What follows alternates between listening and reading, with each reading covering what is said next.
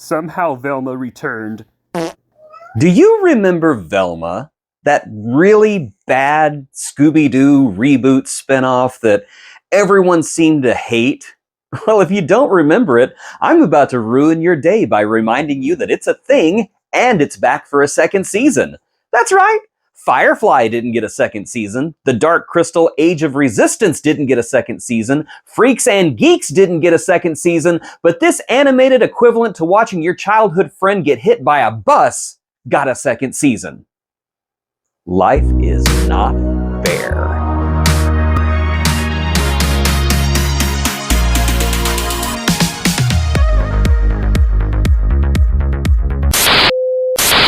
Velma is an adult-targeted animated series on HBO Max that features a reimagined Velma from Scooby-Doo solving serial killer cases in her town of Crystal Cove.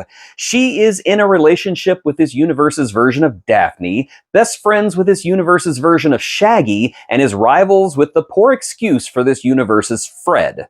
After the earth-shattering revelations from last season that I barely remembered until this season reminded me, Velma must race against time to stop a new serial killer while uncovering a brain-swapping conspiracy, and I can't believe I just said those words in that order.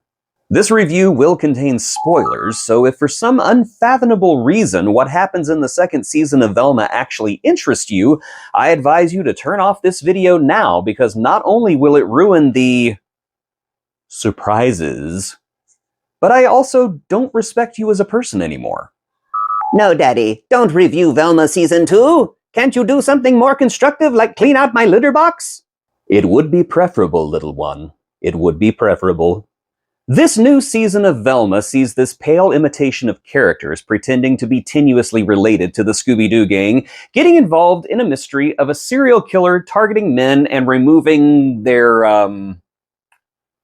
Scooby snacks. What's more, there's also something going on with the brains. You know, those brains being the brains of the hot girls of high school that were removed last season by Project Scooby and put in jars. But they can still talk and go to high school and stuff, and so the gang has to solve the mystery of how to save them for some reason. I know. There's also a new threat, a mysterious cloaked figure called Uncle Scooby, who appears behind it all, and a monstrous beast that... It's Scrappy. It's the bad guy is Scrappy-Doo. Wow! Scrappy-Doo is the surprise villain?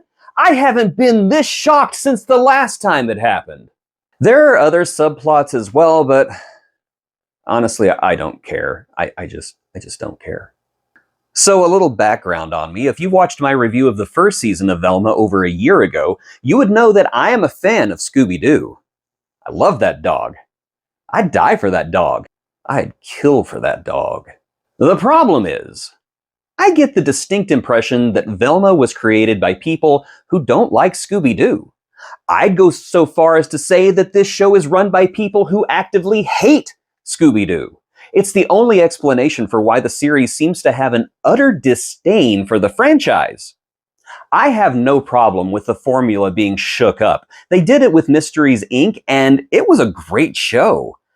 To be completely honest, I don't even mind that they ethnically swapped the characters, making Velma South Asian, making Shaggy black, making Daphne Asian, and making Fred whatever the heck Fred is supposed to be in this series.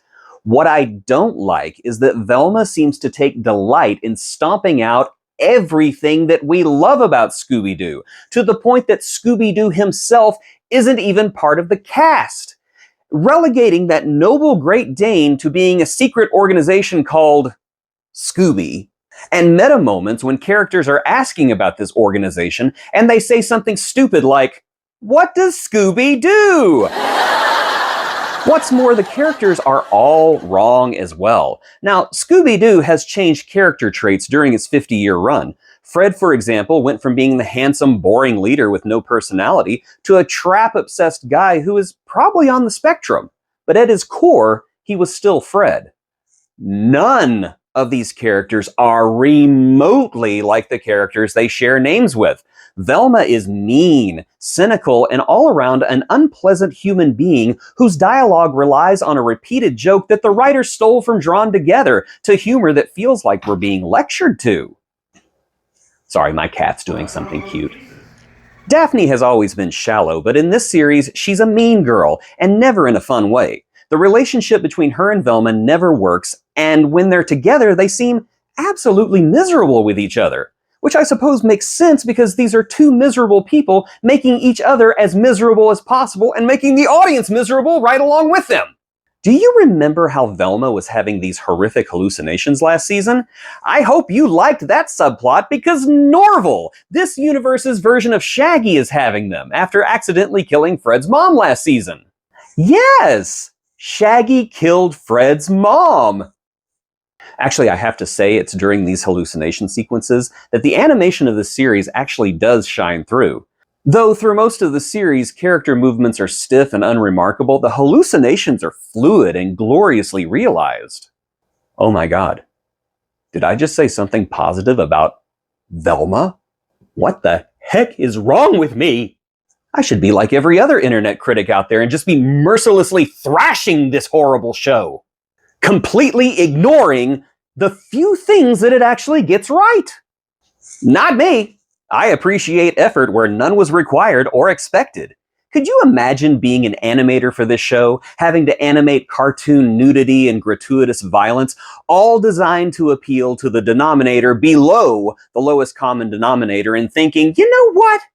I'm really going to give it my all to make sure that this sequence in this terrible Scooby-Doo reimagining is gonna slap. Speaking of things that need to be slapped, let's talk about the big bad of this season. Scrappy-Doo, who's now a bloodthirsty killer, a shock we haven't seen since he was the surprise bad guy in the live-action Scooby-Doo movie 25 years ago. Only there it was funny and unexpected, and here it's telegraphed and kind of eye-rolling. Like, are they really gonna go there again? I will say, Jason Mantzoukas is an excellent choice for Scrappy's voice. Seriously, how is this guy great in every role he's in while never changing his voice once? Him and H. John Benjamin need to get together and make a series where they just talk about things that bug them. I'd watch that just to hear their take on Velma. It's sad though, because the Scrappy reveal almost worked. Because at one point, Scrappy proclaims his innocence, and I thought, hey, as much as everyone supposedly hates Scrappy-Doo, this would be a good twist if he really was innocent and they ended up teaming up with him to catch the real bad guy. Let's face it, the only reason you hate Scrappy-Doo is because the internet told you to. But no, Scrappy's just a monster in this show. Just a monster. Oh boy, gotta appeal to that lowest common denominator! On the plus side though, he does kill Velma in the finale, even though she's immediately resurrected as a ghost, because in this universe, ghosts are real. That's fine. I love the 13 Ghosts of Scooby-Doo, so it's fine. It's all fine. Do you want to know what I would have completely respected, though, and what might have even changed my opinion about the entire series? They should have just ended the episode with Velma being killed and left it at that. Given that this series is almost universally hated, and I'd be genuinely shocked if it got a third season, imagine the hilarity of the show owning that hatred and killing off their title character in the final episode. It could have been a legendary flex, but now all Velma will be remembered for is being legendarily bad. Do you want to know what the worst thing about the second season of Scooby-Doo is? I'm completely over my Scooby-Doo outrage. I don't even care that this is just a badly realized spinoff. All I have done for the last 5 grueling hours is watch a series that isn't funny, isn't witty, and isn't even bad enough to be interesting on that level. It's boring. The gags land with deep thuds, all of the characters are unlikable, and the story is superficial and dumb. There's no big shocks or surprises, character growth is artificial and there because the script says it is, and the series as a whole has an attitude that it's better than the audience who is gracious enough or stupid enough to watch it. Simply put, Velma is a boring non-event that was relying on shock value that dissipated months ago. What's that? Velma and Daphne are hooking up?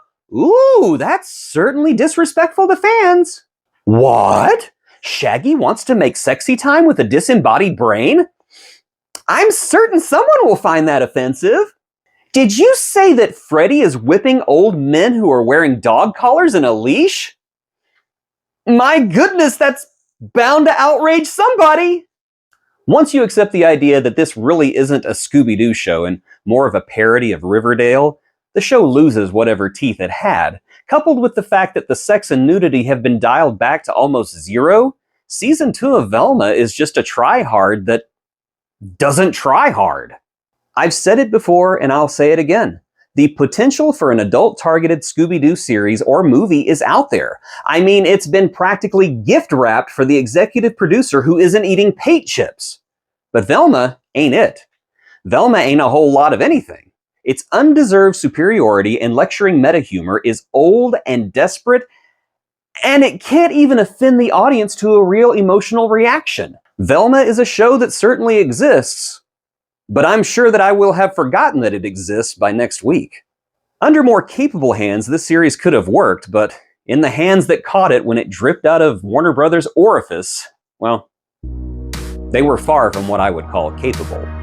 Jinkies! I want to send a thank you and a box of Scooby snacks to my Patreons, John Borg, Juliano Toniatu, James Givens, and Bradley Amiel Julian. You're groovy people, man, and you're welcome to ride in my mystery machine anytime you want. If you are not a Patreon and you have as little as $5 a month to spare, and my videos bring you even the smallest amount of joy to your lives, unlike Velma did in 2 seasons, I'd love to have you on board. Please check the video descriptions below for the link.